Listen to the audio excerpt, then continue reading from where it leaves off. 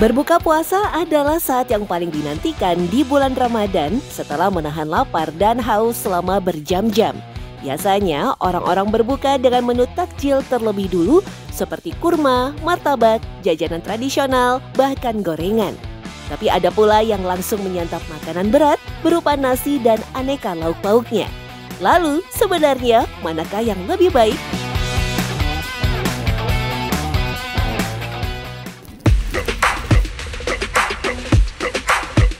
Kalian tim buka dengan makan berat apa makan ringan? Masing-masing kebiasaan ini memiliki kelemahan dan kelebihan. Berbuka puasa dengan makanan yang ringan terasa lebih nyaman di perut bagi sebagian orang.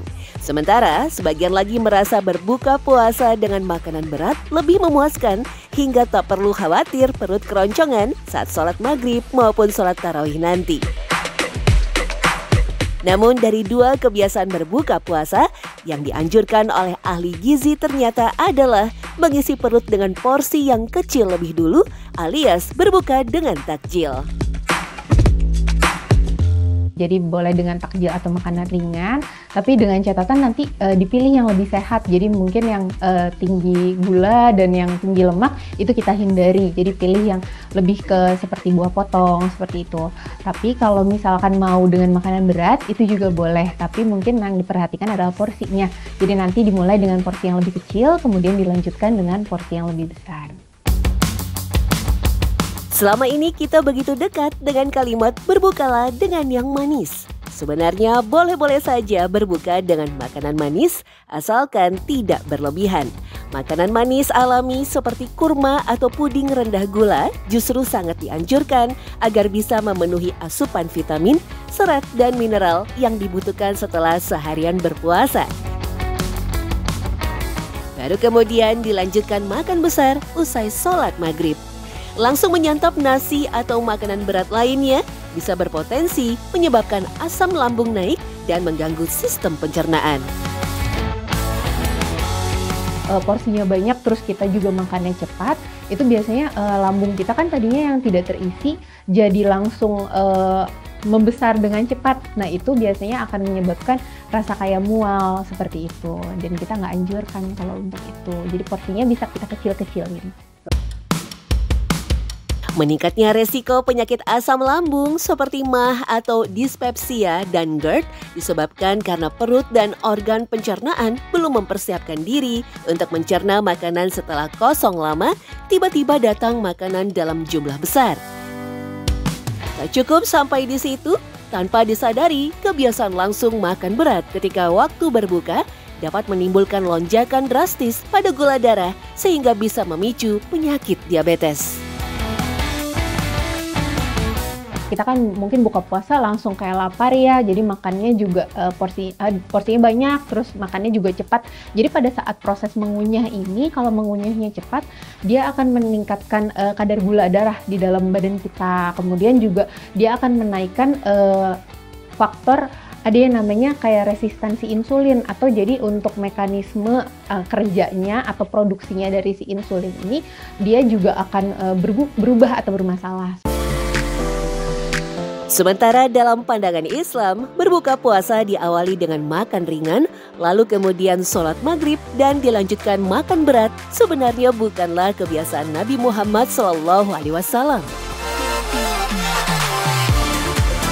Sebenarnya kalau kita kembali ke zaman Nabi, kan Nabi tidak makan nasi.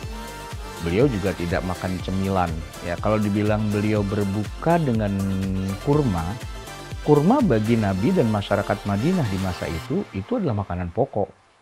Artinya kalau di kita sih kira-kira ya jatuhnya ya kayak makan nasi begitu sebenarnya.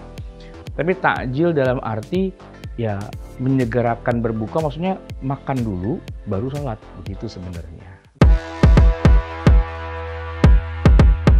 Yang tidak kalah penting dari berbuka puasa adalah makan sahur.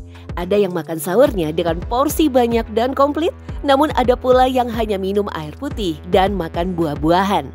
Lalu, yang manakah yang lebih tepat agar tubuh kuat menjalani ibadah puasa selama seharian? Nah itu sebaiknya memang kalau orangnya itu bisa, itu makannya lengkap kayak tadi yang kayak karbohidrat, ada proteinnya, ada sayurnya juga. Jadi dilengkapi seratnya supaya bisa menahan rasa lapar ini tidak cepat datang gitu. Si serat ini dia menjaga supaya kita masih kenyang sampai nanti berbuka. Jika asupan nutrisi saat sahur tidak diperhatikan, bukan tidak mungkin rasa lapar akan terasa di siang hari. Karena sahur yang tidak tepat dapat membuat lemas dan tidak memiliki energi untuk melanjutkan aktivitas. Sama seperti berbuka puasa, saat sahur hindari makan mie instan. Meskipun mudah dan cepat dibuat, mie instan tidak cocok untuk makanan sahur karena dapat membuat kenyang sekaligus lebih cepat lapar. Mengkonsumsi sup dengan banyak sayuran dan daging di dalamnya bisa membuat rasa kenyang tahan lama karena selain banyak isiannya, sup mengandung air yang cukup banyak. Selain protein dari telur dan daging, kacang-kacangan juga baik untuk menu sahur karena kandungan serat cukup tinggi dan bisa menjaga sistem pencernaan tubuh. Untuk itu akan lebih baik kalau Anda makan itu sampai mentok menjelang fajar itu. Itulah yang disebut dengan sahur. Lalu Nabi mengatakan perbedaan puasa kita dengan puasanya umat terdahulu adalah sahur. Sahur itu menjadi ciri khas, yaitu kita menghabiskan malam itu sampai mentok menjelang terbit fajar dengan ritual makan. Tasahharu kata Nabi, makan sahurlah kalian, fa inna fis sahuri barokah. Di dalam makan sahur itu ada keberkahan. Dan lebih afdal sahur itu adalah lebih mendekati ke arah subuhnya. Bukan sahur jam 1 malam gitu, masih lama itu kan. Nah subuh lapar lagi. Jadi dibikin agar sahur itu biar seimbang. Nanti antara sahur dengan buka itu kira-kira ya 50-50 lah. Malamnya kita makan bebas, siangnya kita puasa itu biar seimbang gitu sebenarnya. Baik makanan ringan maupun makanan berat, sebaiknya disantap sesuai porsi masing-masing tanpa perlu melipat gandakannya. Karena apapun yang berlebihan tentu tidak baik, termasuk soal makanan yang tentu saja ada efeknya akan terasa bagi kesehatan.